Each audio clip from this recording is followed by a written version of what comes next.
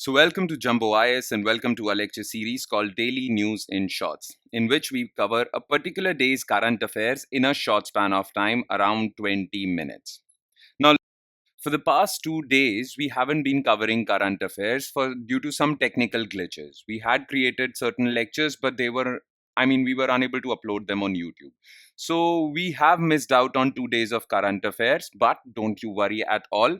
Because we have a backlog of two current affairs, so we are going to cover that backlog today itself. Okay, so today we are going to upload two current affairs lectures. One lecture, which is the current lecture, would cover Tuesday's current affairs, and then in the evening we'll upload Wednesday's current affairs, and then our backlog would get covered. From then onwards, we are going to be on point, on song, on sync with the calendar. Okay, so don't you worry. I am aware of your requirements, I am aware of your preparation, therefore I won't let you down. I would never let you down. Okay, so all your current affairs would get covered in due time, even if there are some technical glitches, even if there are some problems. I'll still upload videos, I'll still upload current affairs lectures, I'll still upload current affairs notes on our Telegram channel.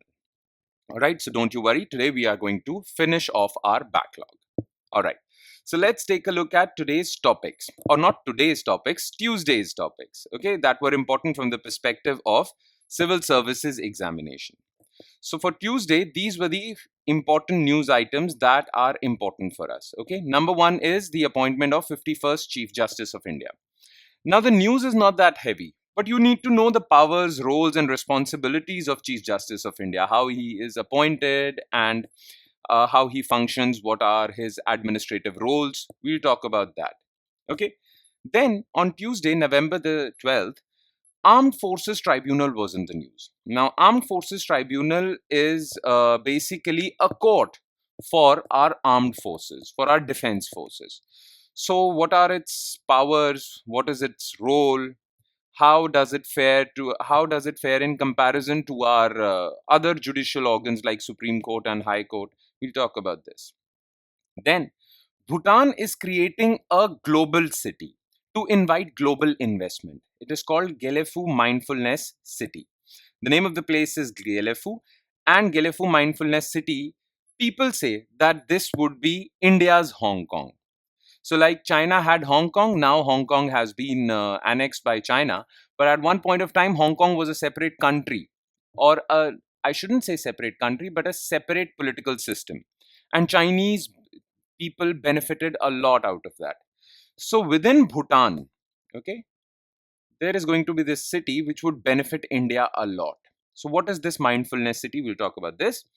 And in the end, we'll talk about National Education Day, because November 12th is National Education Day. It actually celebrates the birth anniversary of India's first education minister, Maulana Abul Kalam Azad. Okay, so we'll talk about this also. And Maulana Abul Kalam Azad's contributions. Okay, so these are the four topics that we need to zero in our attention on. So let's start the discussion, starting with topic number one, which is 51st Chief Justice of India. As you know, the term of our Chief Justice D.Y. Chandrachud is over, and the time has come for the appointment of 51st Chief Justice of India, and that is going to be Justice Sanjeev Khanna, a senior judge at the Supreme Court. Okay. Now, President Draupadi Murmu administered oath to 51st Chief Justice of India, Justice Sanjeev Khanna, at a ceremony attended by PM Modi and other dignitaries at Rashtrapati Bhavan. Now, this news actually reveals two information points, okay, two data points. First, who administers oath to Chief Justice of India? So, you should remember this, that President of India always administers oath to Chief Justice of India. Okay, so remember this part. It is the job of the president to administer oath to Chief Justice of India. And generally, this oath taking ceremony takes place at Rashtrapati Bhavan, because it is the President of India who resides at Rashtrapati Bhavan who is going to administer oath. All right. So, President administers oath, and this ceremony takes place at Rashtrapati Bhavan in general. All right. Now, let's talk about the appointment of Chief Justice of India, as in how is the Chief Justice of India appointed. So, first of all, as far as our constitution is concerned, our constitution's Article 124, Clause 2 makes it clear as to how judges of the Supreme Court are going to be appointed. Okay. So, CGI and the judges of the Supreme Court are appointed by the president under Clause 2 of Article 124 of the Constitution. So, as per our constitution, it is the job of the president to appoint CGI, that is Chief Justice of India, and all other judges of the Supreme Court. Now, whether president has discretion in appointing these judges, whether president can appoint these judges on her own personal will, well, that was put to question in second and third judges case. In second judges case, it was made clear that the Supreme Court judges would be appointed by CJI plus four senior most judges of the Supreme Court. This organization would be called the Collegium. Supreme Court judges would be appointed by a committee that is known as the Collegium, which would consist of CJI and four senior most judges. They would give recommendations. They would give recommendations to the government of India, basically Law Ministry. Law Ministry would communicate those recommendations to the president, and then the president, under clause 2 of Article 124, would appoint the judges. All right. So this was decided upon in the second judge's case. Okay. Then in the third judge's case, the judges of High Court, the question about the judges, how the judges of High Court should be appointed, was also decided. But this collegium system is the one which would recommend candidates, and those recommendations are kind of binding on the president to appoint. Okay. Now, this is all about the judges of the Supreme Court. Now, how is CGI appointed? So, as far as CGI is concerned, the outgoing CGI, in this case D.Y. Chandrachud, recommends his successor. So, Justice D.Y. Chandrachud would recommend his successor. The recommendation would go to Union Law Ministry. The Union Law Ministry forwards that recommendation to Prime Minister, and then Prime Minister, along with his Council of Ministers, advises the President, who then appoints and administers oath to the CJI. Now, in the second judge's case, it was made clear that CJI's recommendation is also not based on his personal will. In fact, Supreme Court ruled that the recommendation given by the outgoing CJI would be based on seniority. So the senior most judge after CJI would be appointed or would be recommended by CJI as the succeeding Chief Justice. Okay, so the appointment is based on seniority. Okay, there is no personal favorites involved. Okay, neither CJI's personal favorites nor President's personal favorites. All right. So, second judge's case ruled that senior most judge of the Supreme Court should alone be appointed to the office of CJI. So, this outgoing CJI would look at seniority, appoint the senior most judge, or not appoint, recommend the name of the senior most judge after him, give that recommendation to Law Ministry. Law Ministry would forward that recommendation to Prime Minister in his council, and then that recommendation would be forwarded to President. And as per clause 2 of Article 124, President would appoint the new CJI. Okay. Now, what is the role of CJI? Let's jump to that. The appointment portion is clear. Now, let's understand what are the powers of CJI. Okay. So basically, CJI's office is important not because of his adjudicatory role. Okay, CJI sits on benches of the Supreme Court, gives decisions related to various matters, various cases in the Supreme Court. That is there. Now, that adjudicatory role of CJI is similar to other judges of the Supreme Court.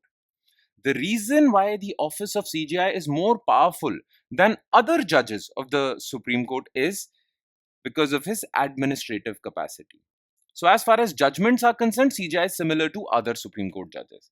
But in his administrative capacity, he becomes his stature becomes a little higher than other judges. Now, what is his administrative role? So, the Chief Justice exercises the prerogative of allocating cases to particular benches. Okay, and this role is known as the Master of Roster role. Now, what is Master of Roster? CJI is the Master of Roster. Now, what is this roster? A case comes to the Supreme Court. Okay. Now, which judge would sit on that case will be decided by CJI.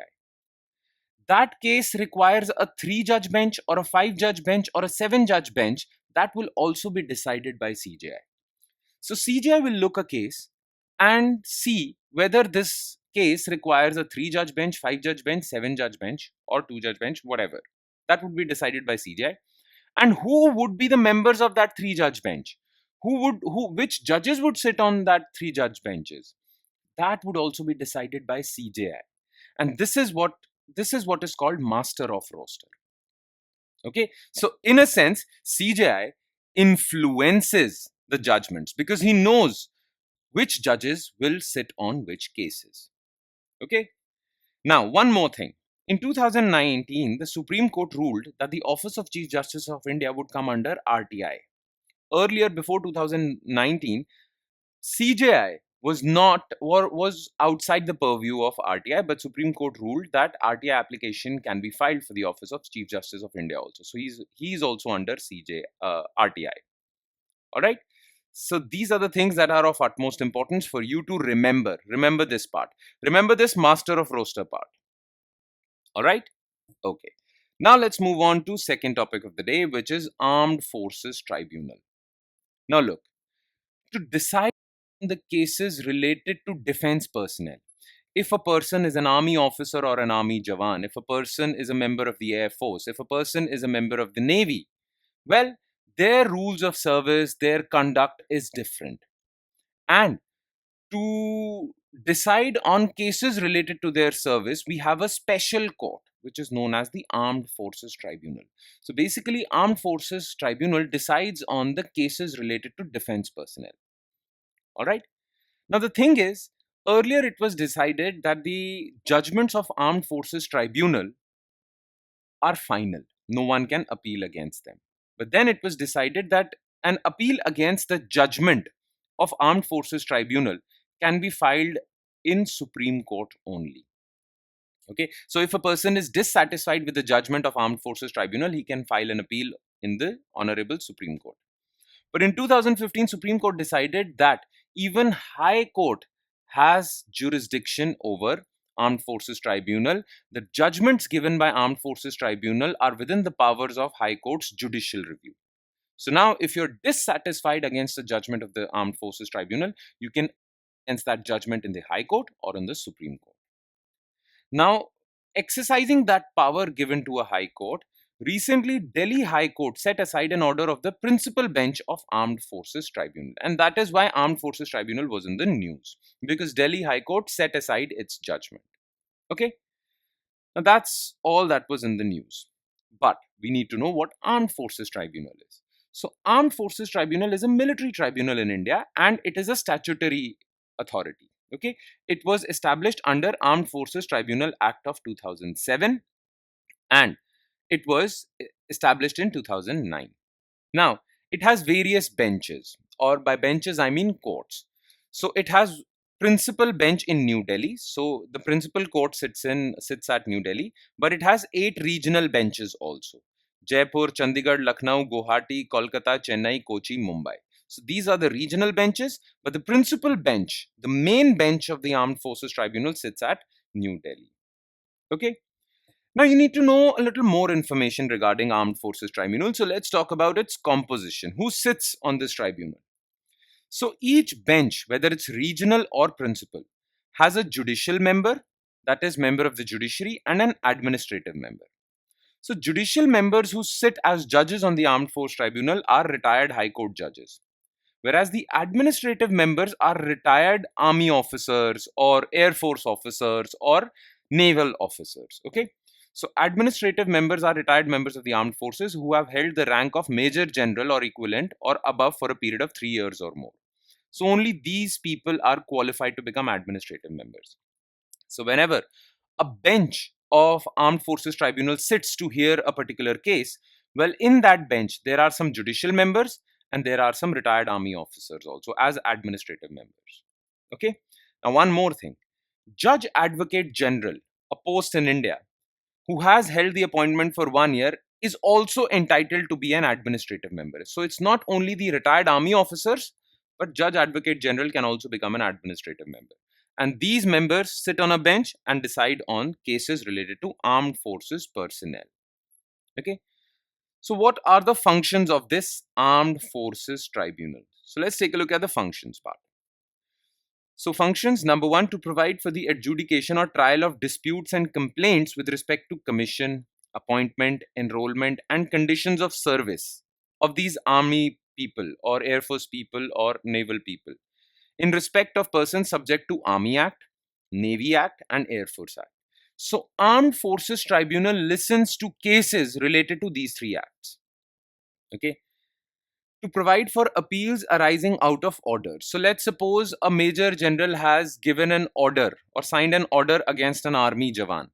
Now that army jawan can appeal against that order in the Armed Forces Tribunal. Okay. In fact, let's suppose an army officer is court-martialed. That appeal also can be put to Armed Forces Tribunal. So if a particular army officer is court-martialed, he can appeal against that order in the Armed Forces. Now, if you're dissatisfied with the judgment of Armed Forces Tribunal, well, you can file an appeal in High Court or Supreme Court. Okay, so this is what Armed Forces Tribunal is all about. Okay, now let's jump to third topic of the day, which is a more interesting topic, which is Gelephu Mindfulness City. So Bhutan, the Himalayan kingdom that brought the world the concept of gross national happiness. Yes, do you know there is this thing called Human Development Index? There is this also thing called Gross National Happiness Index. Well, who gave the idea of National Happiness Index? It was Bhutan. Now, Bhutan is set to build a mindfulness city, a global city in which, like Dubai, okay, Dubai is a city where everyone from the world can come and get a golden visa or a residential permit and work there for life. Okay, so Bhutan is also trying to build a global city and it calls it Mindfulness City. This city would be situated in Gelephu, so Gelephu Mindfulness City. And the construction is on way. The money is being collected to construct this city. It is an ambitious project of Bhutan. It was, in fact, the brainchild of Bhutan's king Jigme. Okay. Now, Gelephu Mindfulness City will lie in a special administrative region with separate rules and laws that will aim to be an economic corridor linking South Asia, basically India, to Southeast Asia. Now, this entire region where this Gelephu Mindfulness City would be situated would be a special administrative region. So, it will have different laws and rules, different as compared to Bhutan. So, Bhutan would have separate set of laws. The city would have separate set of laws. And these separate set of laws would be liberal enough to allow global citizens to come and settle here. Okay. This is what they are trying to build at Gelephu Mindfulness City. Okay, so it will be spread over an area of more than 2500 square kilometer, and this Gelephu region lies just at the border with India. Okay, so Indians can also live here. It offers space to businesses in finance, tourism, green energy, technology, healthcare, agriculture, aviation, and whatnot. Okay, but the major attraction point of this city, because they know, Bhutan knows that people have the option of going to Singapore, people have the option of going to Dubai. These two are global cities. So why would they choose Gelephu? Well, Bhutan is actually leveraging its spirituality, its meditation, its a Buddhist culture to attract people. Okay, so that is why it is named Mindfulness City, where you can work, but your work life balance is also well. Okay, now the city would be entirely run on renewable energy. The city will promote walking, cycling to reduce emissions, green spaces for meditation and relaxation, mindfulness based education, public community activities, healthcare, and whatnot. So, if you're planning to reside outside your country, well, choose Gelephu because this place would not only offer economic opportunities but would also offer spiritual opportunities, would also offer mindfulness opportunities, meditative opportunities, right? This is what they're trying to do, these people from Bhutan. Okay. Now, what is the significance of this city for Bhutan? Well, it will boost tourism. Of course, they're trying to build an international airport with international standards at Gelephu. It would also stop brain drain from Bhutan because the educated youth of Bhutan doesn't want to live in Bhutan. They are looking for better economic opportunities outside Bhutan because Bhutan doesn't offer that many economic opportunities. So this would stop that. Plus, it would give a necessary boost to the economy. Okay, many experts believe that it would actually give boost to India's economy also, because right on India's doorstep there will be a Hong Kong like global city. So what Hong Kong was to China, Gelephu can be to India. Okay, so this is what they're trying to do. As far as significance for India is concerned, well, it will boost India Bhutan relationship, it would boost India Bhutan people to people contact, economic relations, people relations, spiritual relations, and whatnot. All right, okay. And last but not the least, November 12th is National Education Day. I'm sorry, November 11. I'm so sorry. November 11 is observed as National Education Day, and it marks the birth anniversary of Maulana Abul Kalam Azad. He was a freedom fighter, he was a member of Congress, he strived hard to prevent India Pakistan partition. Also, he was a great ambassador of Hindu Muslim unity, and he was also the first education minister of India. And that is why on his birth anniversary, we celebrate National Education Day. That is November 11th. Remember that. Maulana Azad was a journalist, freedom fighter, senior Congress leader. Azad remained committed to Hindu Muslim unity to the extent, in fact, he was opposing India Pakistan partition till its very end. And that is why Muhammad Ali Jinnah, who was promoting the partition, was quite critical of him. He said that Muhammad Ali Jinnah said that the interests of the Muslims are represented by the Muslim League. Congress is a Hindu party. And when people said that Congress also has Muslim members, look at Maulana Abul Kalam Azad. So Jinnah used to say that no, Muslim interests are represented by Muslim League only. Maulana Azad is just a show boy for Congress. Congress is actually a Hindu party. It just wants to show its secular credentials, and that's why they have put in front Maulana Azad. So he was called that also because Maulana Azad was opposing Jinnah. He was opposing the idea of partition. So that was his commitment to the idea of India. He was against Jinnah also. Okay. Now, about Maulana Azad, so we'll focus mostly on his educational credentials. We'll mostly focus on his contributions to the field of education. So, he was born in Mecca, Saudi Arabia. His original birth name was Mohyuddin Ahmad. Azad was a brilliant debater, and that is why he was given the title of Abul Kalam, which means Lord of the Dialogues. In 1947, he became the first education minister for Free India and remained so till 1958. As far as his contributions to the field of education are concerned, during his tenure, first IIT, Indian Institute of Science, School of Planning, Architecture, University Grants Commission, UGC, they were all established. Okay. In fact, he was also one of the founding members of Jamia Millia Islamia University, which is now in New Delhi but earlier established in Aligarh. Okay. His writings include, he has written a lot of good things also. Basic concept of Quran, Gubare Khatir, Gubare Khatir, Dar se Wafa, India wins freedom. So he was a good freedom fighter and a secular person, but a devout Muslim also. So devout Muslim who stood for Hindu Muslim unity. Field of education, Maulana Azad had been uncompromising exponent of universalism, a truly liberal and humanitarian education system. In fact, in 1992, he was posthumously, that means after his death, he was awarded Bharat Ratna, which is the highest civilian award honor in India. Okay, and that would be all. With that, we conclude today's session. Thank you so much for watching, everyone. And please do not forget to revise this. You have spent good 20 to 25 minutes listening to this lecture. If you really want to consolidate Tuesday's current affairs, then you need to revise them also. Listening is not enough. Spend another 20 to 25 minutes revising these current affairs, and you can revise these current affairs from our PDF file. Okay, this PDF file is shared on our Telegram channel. And where can you find our Telegram channel? Well, the link to our Telegram channel is provided in the comment section below this video. So click on that link, it will take you to our Telegram channel, and from there you can download the PDF for this lecture. On that note, I'll be signing off. Thank you so much, everyone.